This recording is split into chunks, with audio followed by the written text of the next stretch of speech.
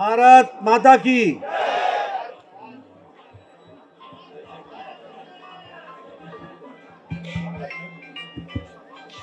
भारत माता की। भारत माता की। भारत माता की। आज के इस बिहार दिवस के शुभ अवसर पर यहां मंच पर विराजमान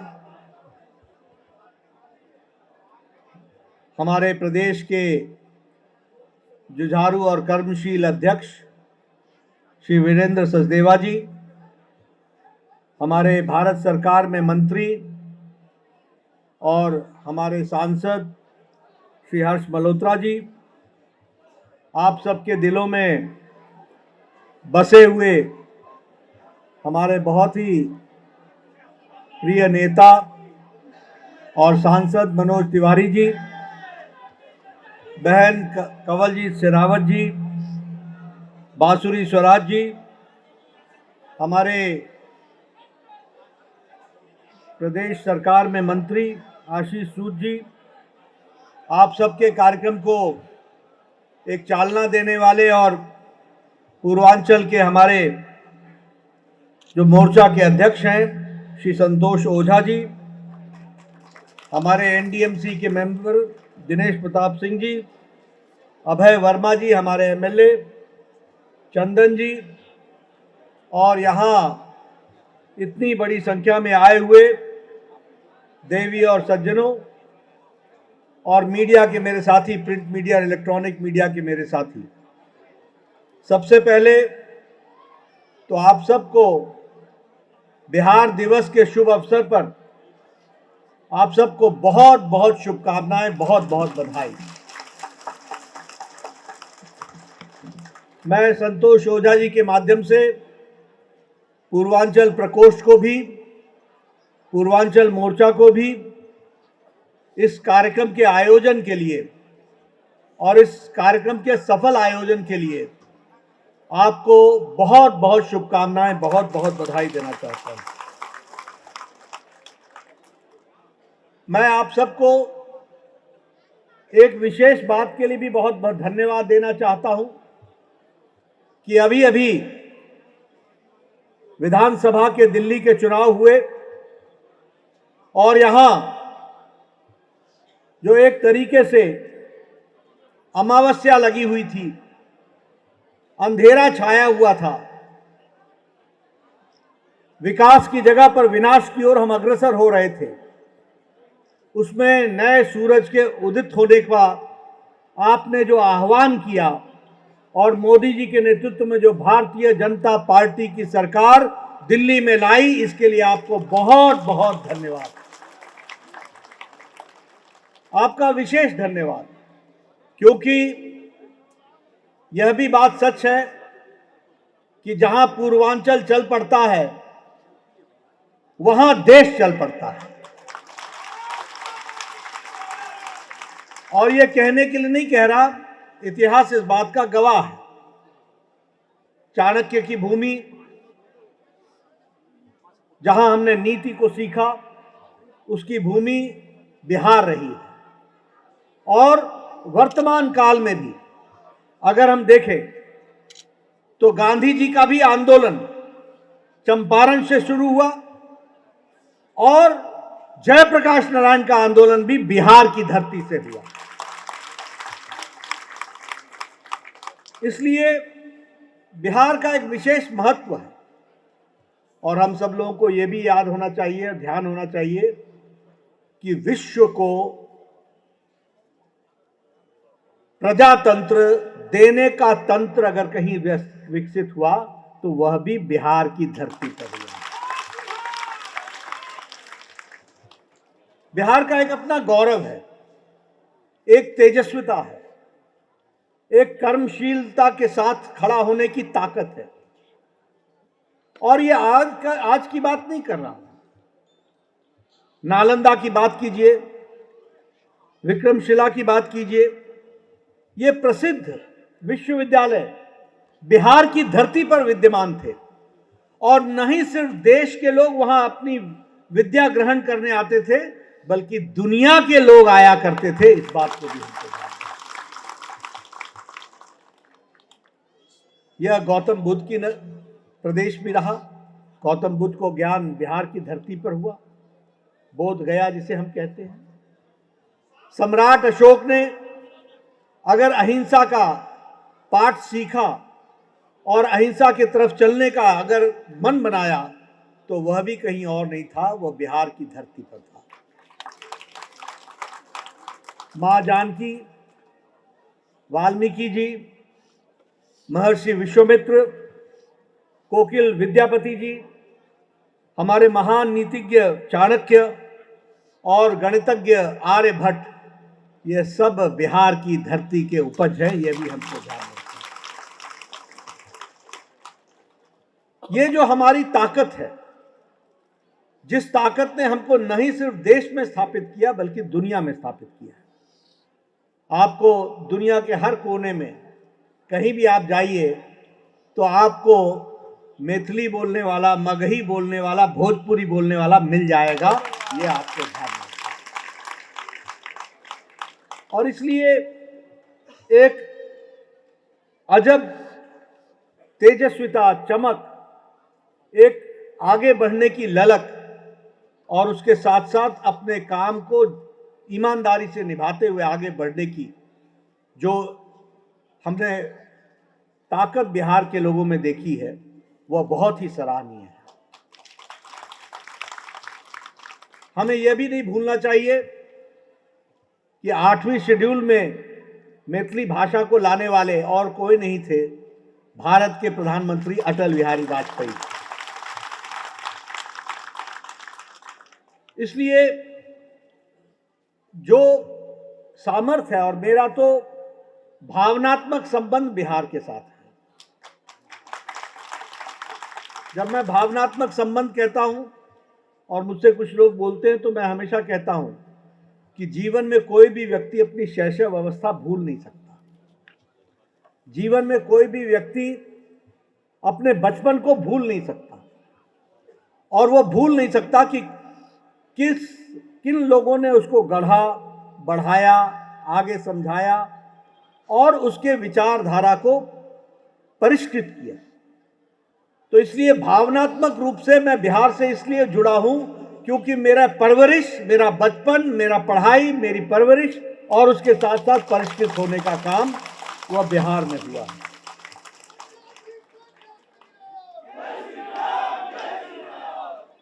हमें बिहार के संदर्भ में एक बात जरूर बोलनी है, और वो मैं जब विद्यार्थी था तब भी बोलता था और वो मैं अभी भी बोलता हूं।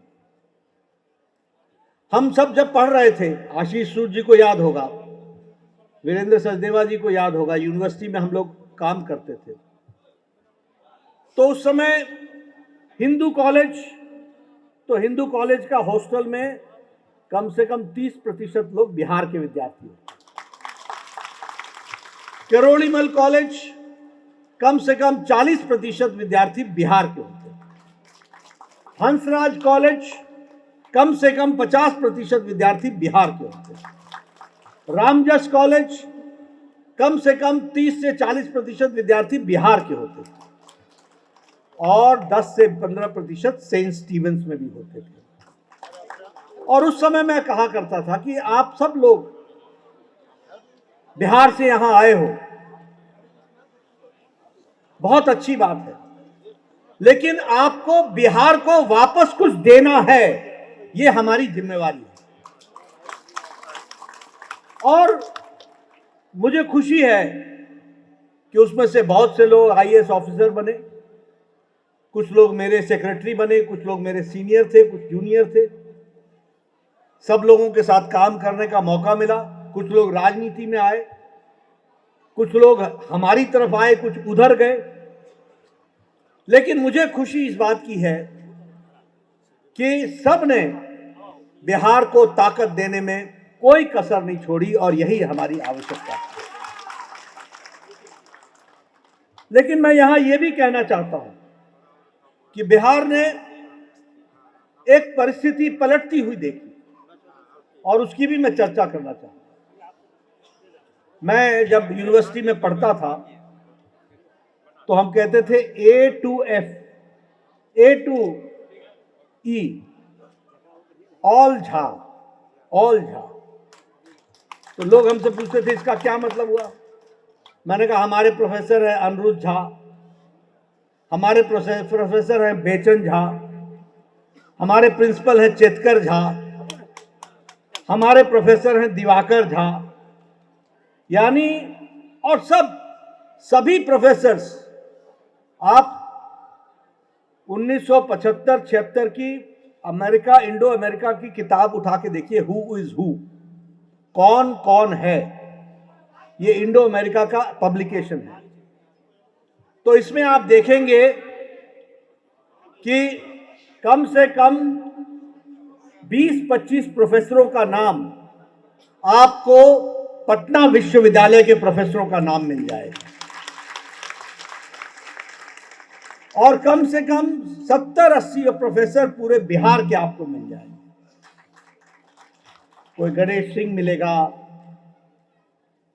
कोई बीएल वर्मा मिलेंगे, यानी सब लोग एक तरीके से बिहार अग्रसर रूप में आगे बढ़ रहा था। लेकिन एक बात हमको भी ध्यान में रखनी चाहिए, और वो मैं उसका चश्मदीद गवाह हूं कि हमने बढ़ते हुए बिहार को लालू राज में डूबता हुआ बिहार भी देखा है।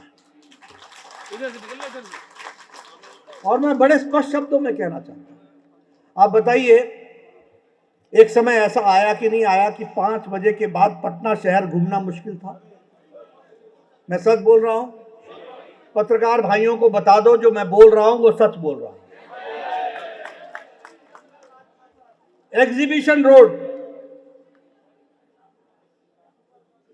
हमारा एयरपोर्ट रोड, ये जो कभी चहलकदमी के इलाके हुआ करते थे, मैंने वो दिन भी पटना में देखा है जब जयप्रकाश नारायण के आंदोलन के लिए फणेश्वर नाथ रेणु ने अपना पद्मश्री छोड़ दिया था और उस आंदोलन में जुड़े थे। मैंने वो समय भी देखा है जब कॉफी बोर्ड में ऐसे महारथियों के साथ चाय पीने का अवसर भी मिलता था। और मैंने वो समय भी देखा है जब किसी शोरूम से गाड़ी को निकाल करके किसी की शादी में बारात में शामिल होने का भी हमने मौका देखा। ये बदलता बिहार देखा, ये डूबता बिहार मैंने देखा। और इसलिए आजकल जो लोग बोलते हैं कि जंगल राज नहीं था, नहीं था, अरे तुम तो उस समय पढ़ भी नहीं रहे थे, पैदा भी नहीं हुए। और मैंने तो संसद में कहा कि ये जो मीसा जी हैं, ये मीसा जी का नाम मीसा क्यों पड़ा? क्योंकि लालू जी जेल में थे जब ये पैदा हुई थी। और मीसा का मतलब होता है maintenance of internal security act. तो maintenance of internal security act में जेल में थे, और यही जब बिहार के मुख्यमंत्री बने तो क्या हाल बिहार का बना दिया। बोलो, जंगल राज था कि नहीं था? आप बताइए, डॉक्टर वहां से पलायन हुए थे कि नहीं हुए थे? आप बताइए, ये क्या बोलते हैं उसको, अपहरण उद्योग था कि नहीं था? डॉक्टरों को उठा लिया जाता था कि नहीं उठा लिया जाता था? तो बोलो, बिहार में अंधेरा छाया था कि नहीं छाया था? और नीतीश जी के राज में उजाला आया कि नहीं आया? मोदी जी के राज में आगे बढ़ा कि नहीं बढ़ा? इसलिए मित्रों, याद रखना, लक्ष्मी और दुर्गा वही टिकती है जिसको टिकाने की ताकत होती है। और वो टिकाने का जिम्मा किसी और का नहीं है। दिल्ली आपने संभाल लिया, अब बिहार की जब आवश्यकता है उसको हमको संभालना। दिल्ली के लिए धन्यवाद, और बिहार की ओर कूच करो, ये मैं जरूर कहना चाहता हूं, क्योंकि वहां उसी तरीके के लोग खड़े हैं, उसी तरीके के लोग खड़े हैं। आपके सामने मैं गंगा किनारे रहा करता था। 1971 में मेरी उम्र 11 साल थी, और मैंने अपने सामने गांधी सेतु के एक एक पौवे को निकलते हुए देखा है, गंगा के पौवे को, एक एक पौवे। और 1971 में से पौवा निकलना शुरू हुआ और वो बनना शुरू हुआ। बनने की तैयारी में 85 क्रॉस कर गया, 1985 क्रॉस कर गया, आधा बना, ये स्थिति थी। ठेकेदार एक बार नहीं कई बार छोड़ के गया। लेकिन आज आप बिहार को देखो तो आपको बिहार बदलता हुआ बिहार दिखेगा। मैरीन ड्राइव दिखता है आपको, मैरीन ड्राइव दिखता है। मैं ठीक बोल रहा हूं कि नहीं बोल रहा हूं? आपको बताने की जरूरत तो नहीं है कि मैरीन ड्राइव कहां है। आपने देखा है ना गंगा किनारे किस तरीके से बन करके तैयार हुआ। आपने देखा है ना जो रेल की लाइन भी और रोड की लाइन भी किस तरीके से गंगा को क्रॉस कर रही है। देखा है ना? देखा है भैया? तो जरा जोर से बोलो ना, देखा है। मैं इसलिए बता रहा हूं कि उत्तर बिहार और दक्षिण बिहार का पार्ट इतना बड़ा था कि पहले महेंद्रू घाट जाना पड़ता था, रेलवे का स्टीमर पकड़ना पड़ता था, और फिर बाढ़ में से गुजरते हुए जाकर के 1.5 घंटा का स्टीमर करने के बाद पहले जा घाट उतरना पड़ता था। याद है? और बच्चा बाबू का जहाज याद है? एलसीटी घाट याद है? तो ये सब बातें इसलिए याद रखना चाहिए कि जाने का मतलब उत्तर भारत जाने के, उत्तर बिहार जाने का मतलब ये होता था आधा दिन तो गंगा मैया को समर्पित, और फिर वहां पहुंच करके आप बालू में अपना सब झाड़ झूड़ करके, ठीक बोल रहा हूं कि नहीं? दियारा पर झाड़ते थे कि नहीं झाड़ते थे? और फिर जाकर के गाड़ी में बैठ करके आगे आप सफर करते थे। और आज आप देखिए, आज आप देखेंगे आपको स्मार्ट सिटी भागलपुर, बिहार शरीफ, मुजफ्फरपुर, पटना, ये सब स्मार्ट सिटी में आपको हजारों करोड़ रुपए मोदी जी ने दिया कि नहीं दिया? उसी तरीके से अब गोरखपुर सिलीगुड़ी एक्सप्रेसवे, यानी सारे गोरखपुर से लेकर के सिलीगुड़ी तक पूरा उत्तर बिहार को कवर करता हुआ उस जाने का इंतजाम बिहार से नॉर्थ ईस्ट को जोड़ने का काम हुआ। पटना पूर्णिया एक्सप्रेसवे, ये सीमांचल रीजन को पूरा जोड़ने का काम हो रहा है। पटना बेतिया एक्सप्रेसवे और उसके साथ साथ बक्सर भागलपुर एक्सप्रेसवे और अमस दरभंगा एक्सप्रेसवे, ये सारे काम मोदी जी के नेतृत्व में बिहार में चल रहे हैं और नीतीश कुमार जी इसको पूरा कर रहे हैं। हम सब लोग, मैं अपनी कहानी सुनाता हूं। जब मैं अपने दोस्तों के भाई, बड़े भैया के शादी में जाया करता था बारात में, तो पहले तो समस्तीपुर पहुंचते पहुंचते तक ही सांस फूल जाता था, और फिर उसके बाद लखीसराय, और वहां वो छोटा गेज का ट्रेन और ले करके जाओ, और फिर वहां से बैलगाड़ी पर चढ़ो और बैलगाड़ी पर जाए। बिहार की स्थिति क्या थी? 2005 में बिहार में ग्रामीण सड़क 384 किलोमीटर था, सिर्फ 384 किलोमीटर ग्रामीण सड़क, और आज बिहार में 1,12,000 किलोमीटर की सड़क। बोलो आपको, और आपको मालूम है जब लालू जी से पूछा जाता था कि भाई ये सड़क बनाओ सड़क बनाओ सड़क बनाओ, तो बोलता था तू लोग बेवकूफ है, सड़क बन जाएगा तो पुलिस आ जाएगा। सही बोल रहा हूं कि गलत बोल रहा हूं? याद रखना ये सारी चीजें। आज आप लोग अपना ब्रीफ केस लेकर के जाते हो और रेलवे स्टेशन पर उतरते हो, आप बाहर आपको एक बस खड़ी मिलती है और उसमें बैठते हैं और दनादन एक्सप्रेसवे एक्सप्रेसवे एक्सप्रेसवे और गांव पहुंच जाते हैं। तो ये फर्क आपको दिखा है कि नहीं दिखा है? आज आप कभी सोच सकते थे आपके, हमारे यहाँ का बिहार का बच्चा जो पढ़ने लिखने वाला था वो आईआईटी दिल्ली आता था, आईआईटी कानपुर आता था, आज आईआईटी पटना का कैंपस बन करके तैयार हो गया है, वो आपको मिलेगा। आपने कभी सोचा था कि Indian institute of information and technology Patna में खुलेगी? सारे पत्रकार बिहार के, Indian institute of mass communication में आधे से ज्यादा बिहार के लोग, लेकिन बिहार में इंस्टीट्यूट नहीं था। ये मोदी जी ने आपको Indian institute of information technology को आगे बढ़ाने को। उसी तरीके से national institute for fashion technology, हमने कभी सोचा था कि फैशन टेक्नोलॉजी का इंडियन इंस्टीट्यूट बनेगा बिहार में। उसी तरीके से नेशनल लॉ यूनिवर्सिटी, अब नेशनल लॉ यूनिवर्सिटी, लॉ हमारे बच्चे पढ़ेंगे। ये बात अलग है कि मैंने हमेशा देखा बचपन में कि लालू जी लॉ में एडमिशन लेते थे, चुनाव लड़ते थे, फिर लॉ नहीं पास करते, वो भी समय देखा। उसी तरीके से इंडियन इंस्टीट्यूट ऑफ मैनेजमेंट, कभी सोचा था कि इंडियन इंस्टीट्यूट ऑफ मैनेजमेंट खुलेगा।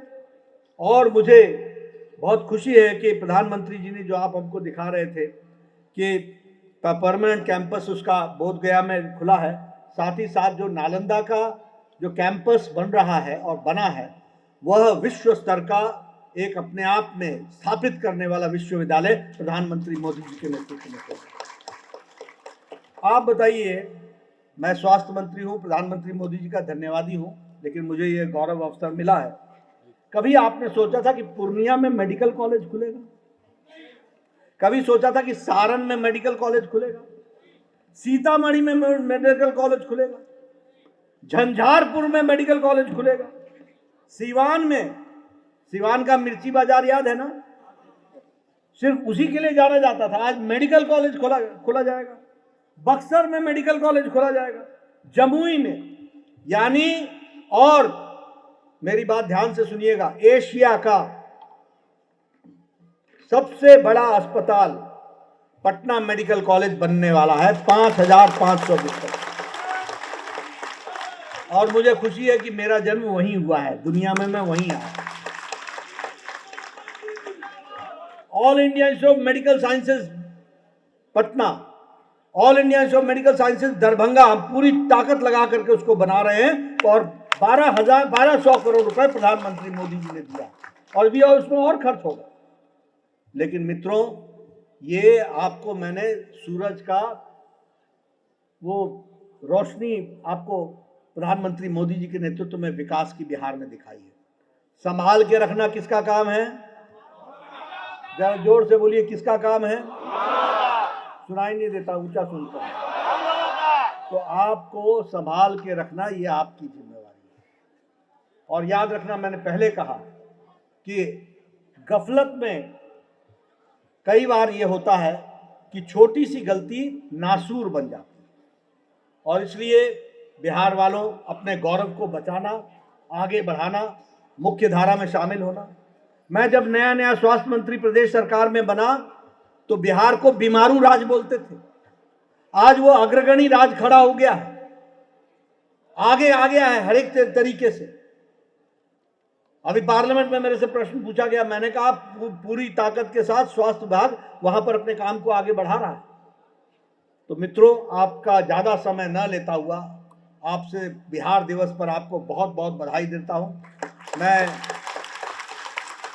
बाहर गया था, बाहर से आया तो बहुत से स्टॉल मैंने देखे आपकी, चाहे वो मधुबनी पेंटिंग हो, चाहे वो हैंडीक्राफ्ट हो, लोकल फॉर वोकल हो, हर चीज में बिहार ने अपने आप को स्थापित किया है। मैं उन तमाम भाई बहनों को भी बहुत बहुत बधाई देता हूं और इस काम को आगे बढ़ाइए। मैं रहुआ ठीक बानू?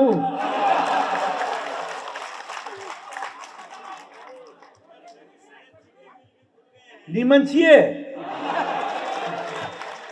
आप सब लोगों ने मेरी बात को बहुत ध्यान से सुना, बहुत बहुत धन्यवाद।